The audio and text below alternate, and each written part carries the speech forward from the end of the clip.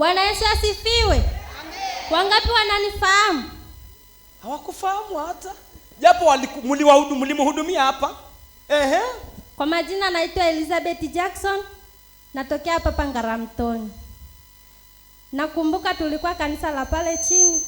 Japokuwa sikumbuki ni sehemu gani. Mimi kipindi nasoma msingi nililetwa na mamangu mahali hapa.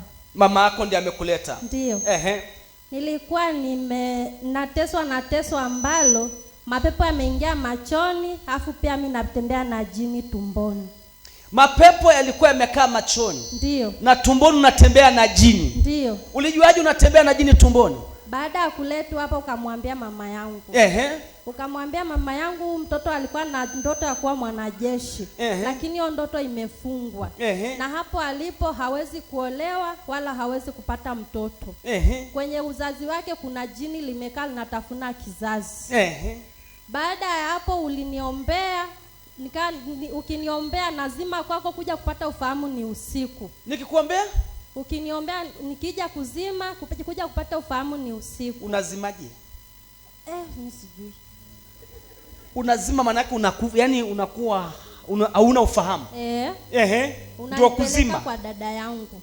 Unanipeleka kwa dada yangu. Na kupeleka kwa dada yako yupi? Mke wa Elbariki. Wapo kwetu. Kwa hiyo ulikuwa unazima? Ndio. Kabisa. Unakata moto. Nikija baadaye kupata ufahamu unaniuliza ilikuwaje, na kuambia nilikuwa katika korongo likubwa ambalo halina kina. Na mimi nilisema umeweka kwenye korongo. Ndio. Na nipo na mtu ninayemfahamu na ni baba yangu kabisa. Usitaje mtu jina Simtaji. Lakini ni baba. Ni baba yangu. Uko naye kwenye shimo. Anakushikilia kwenye shimo. Ndio. Usitoke. Ndio. Kwa hiyo ni kama ulikuwa huna akili kabisa, ni kama vile umechizika kipindi kile. Nikikutana na mtu, kampani yangu ni mbwa. Kampani yako ni mbwa? Unakaa na mbwa? Mbwa wa kwetu kabisa. Ndio unalala naye? Hapana. Kila mahali ninapoenda nipo naye. Nikikutana na mwanaume, ule mbwa nikimfanyia tu anamraro ule mwanaume.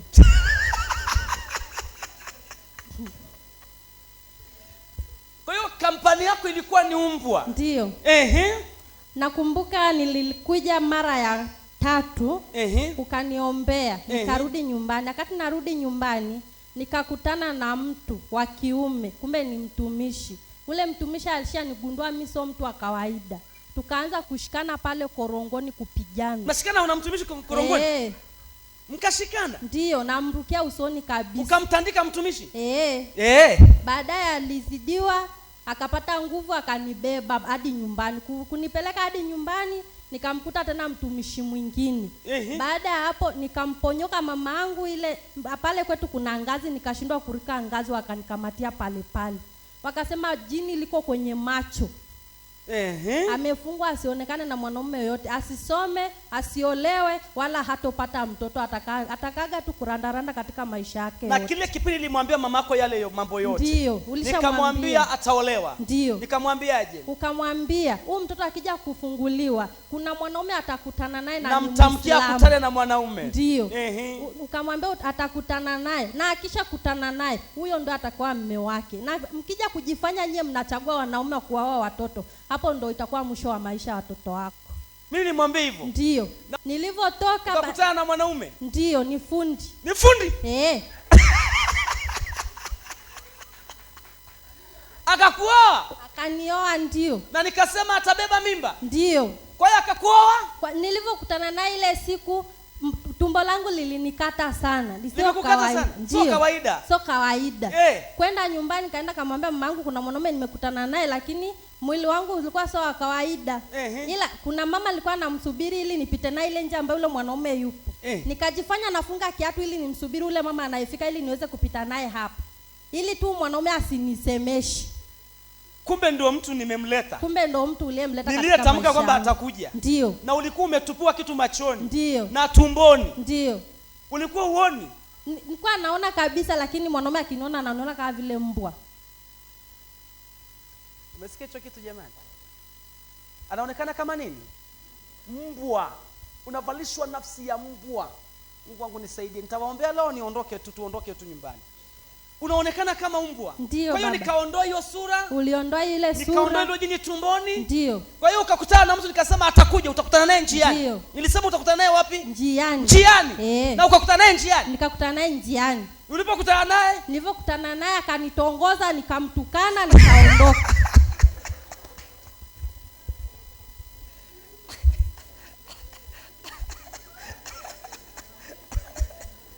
Tongoza ndio. Mimi napenda anakuwa wazi. Anasema jamani ilivyo kwa si kweli jamani yaani kwanza mimi nimetamka kwamba mwanaume atakuja na kweli akaja. Lakini kumbuka alivalishwa nafsi ya nini? Mbwa asionekane. Mwanaume nimemleta kwenye ulimwengu haraka kukutana naye kimwili. Alafu anamsemesha, unamtukana. Ndio. Alikusemesha akakwambiaje? Aliniambia dada naomba niongee na wewe.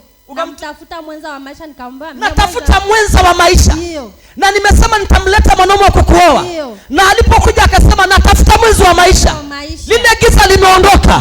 Mwenza amekuona. Leo naondoa giza mtu wako akuone. Naondoa giza mtu sahi akuone. Ukamjibu si ndio? Hapana, nilifika nyumbani nikamwambia mama, kuna kijana ameniambia anatafuta mwenza wa maisha. Mwenza wa maisha ni nini? Akaniambia ni kama mimi ninavyoishi na baba yako. Nikamtukana mamangu, nikaondoka. Jamani. Ukaondoka? Ndio. Sasa imekuwaje kumbuka mwanaume ameletwa kwenye ulimwengu wa nini jamani? Wa roho. Sasa hebu tuangalie. Itatiki? Ikawaje? Ule mwanaume hakukata tamaa. Hakukata tamaa. Siku zote Mungu akileta mtu, ulimwengu wa roho ikifungua milango, hata ukate shortcut atakufuatilia. Hata ukatae. Leo nafungua milango ya watu mahali hapa. Hata ukate shortcut chako kikufikie. Hakukata tamaa, alimtafuta kijana fulani anaitwa Ezekiel. Ule majina unafahamu? Ndio. Ni wapo hapo jirani. Akamwambia kuna mdada fulani nimemuona mweusi bonge fulani. Bonge fulani. Nimempenda ule mdada, nataka nijue familia yake. Japokuwa mdada anitaki lakini mimi nimempenda sana. Siku ya Jumapili nashangaa ugeni asubuhi. Ugeni asubuhi? Ndio. Na umekataa kwa nguvu? Ndio. Na mimi neno la kinabii linatimia. Nilikuwa mchafu maana nimedamka kufanya usafi uwanjani. Nashangaa pikipiki inagonga honi na getini. Kaambia mamangu, so isije ikawa ni wale wajinga wa jana ndo wamekuja. Mamangu akawakaribisha, nakumbuka alikuja na kilo 5 ya sukari. Mama akanivalisha nguo maana nilikuwa sijitambui paka kuvaa sijui. Mamangu akanivalisha nguo nzuri, akaniperemba eti uso.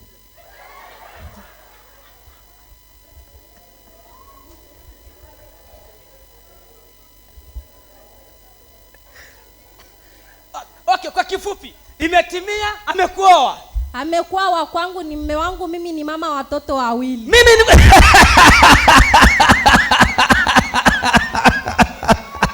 ninakutamkia neno la kinabii litatimia.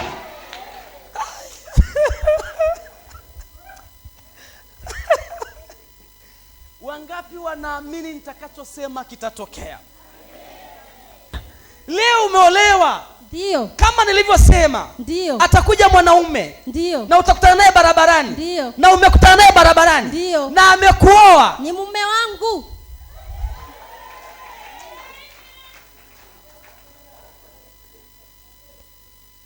Umeshazaa naye watoto? Wawili. Wa kiume wa kike? Wote wa kiume. Na leo umekuja. Ndio, nang'aa. Nang'aa ndani ya Yesu. Nang'aa ndani ya Yesu. Ndio. Hautasahau madhabahu? Hapana. Sasa kwani umekaa muda huo wote hujaja kushuhudia mwanangu? Jamani baba, historia ndefu. Nimepata mwanaume nampenda lakini anipi niende kwenye maombi.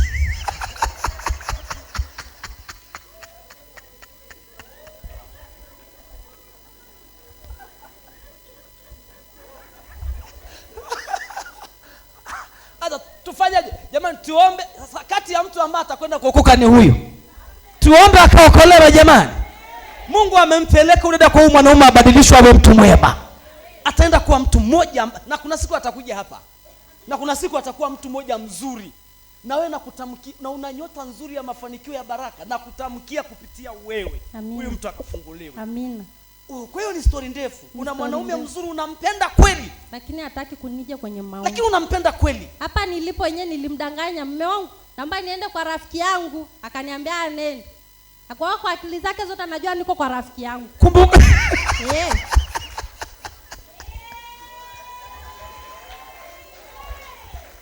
Na aliyekuwa anakutesa amekuachia. Amepata ajali moja takatifu.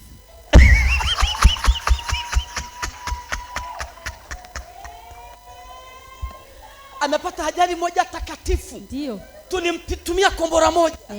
Moja takatifu. Akapinduka vizuri.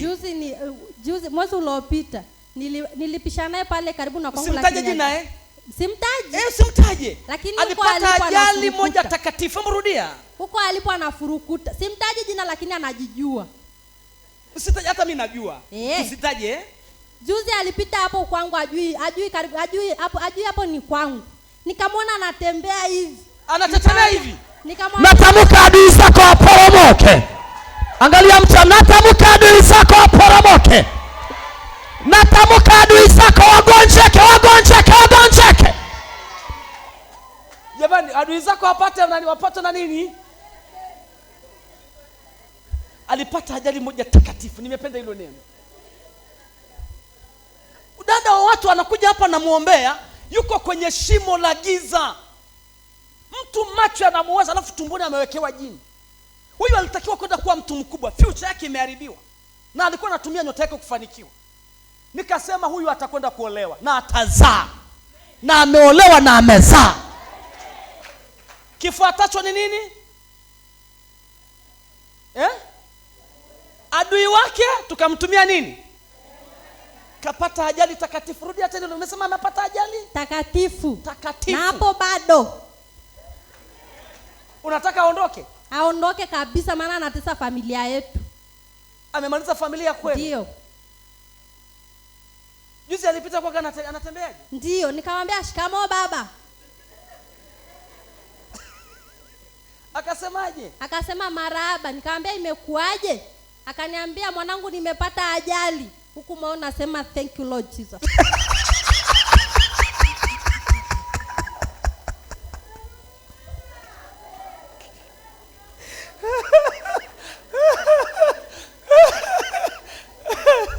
Nakutamkia adui zako wakadondoke mara 7. Natamka adui zako kupitia ushuhuda huu wakaumbuke. Anayekutesa aanze mateso. Anayekutesa aanze mateso. Nyosha mikono ulikopaka, sema fire. Sema anayenitesa mateso yaanze kwake. Nani ametenda mwanangu bwana? Nani ametenda? Sema Yesu. Ni Yesu pekee. Yesu. Ndio. Uliniambia juzi sitaikae nisahau madhabahu. Ndio. Kwa nini ulisema hivyo? Nilisema hivyo kwa sababu kila nikikaa nakumbuka sehemu mahali Yesu amenitendea. Alafu nikisha kumbuka picha ya baba ndo inakuja mbele yangu mimi. Picha yangu mimi? Ndio. Ukikumbuka ulikotendewa, picha yangu inakuja mbele yako. Hata nienda maombi gani, picha yako tu ndo naletwa mbele yangu. Yobe. Hata ukienda kwenye maombi zingine? Ndio. Picha yangu inakutokea tu? Ndio. Tena rafiki yangu ndiye alikuja, nikamwambia kuna picha ya baba yangu akiroho naletwa mbele yangu. Nimemkumbuka sana maana alikonitoa. Mungu mwenyewe ndiye anajua. Kuna watu wanafadhila na madhabahu. Kuna watu hata aende wapi anakumbuka tu iko mahali imenishikilia. Ni kama yule dada juzi anasema hata sasa hivi hata nikifa leo sitasahau madhabahu ilikonitoa. Kumbe kuna watu wanafadhila. Tuzazina jiandae, tutajenga kanisa. Mungu ana watu wengi. Wako watu wengi sana. Hizi shuhuda zinajenga. Sema Yesu. Unataka Mungu akufanyie nini?